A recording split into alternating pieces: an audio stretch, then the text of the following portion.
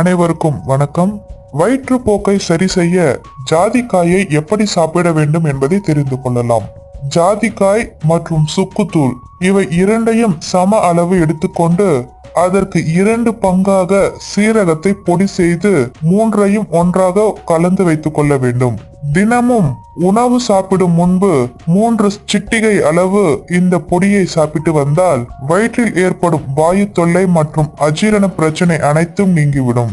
மேலும் வைரஸ் மற்றும் பாக்டீரியா காரணமாக வரும் அத்தனை வயிற்றுப்போக்குகளும் ஜாதிக்காய் தூள் மிகவும் சிறந்த மருந்தாக இருக்கிறது.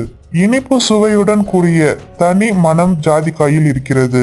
முதுமையில் ஏற்படும் தோல் சுருக்கத்தை மறைத்து இளமையான தோற்றத்தை பெறவும் ஜாதிக்காய் உதவுகிறது. முதுமையில் ஏற்படும் தோல் சுருக்கங்களை மறைத்து இளமையான தோற்றத்தையும் ஜாதிக்காய் சாப்பிடுவதால் நாம் பெற்றுக்கொள்ளலாம். ஒரு சிட்டிகை ஜாதிக்காய் தூளை தினமும் இரவில் படுக்கும் முன்பு பசும்பாலில் கலந்து சாப்பிட்டால் மன அழுத்தம் குறைந்து நல்ல தூக்கத்தை ஏற்படுத்தும். மேலும் இது போன்ற தகவல்களை பெற இந்த சேனலை சப்ஸ்கிரைப் செய்யுங்கள். நன்றி.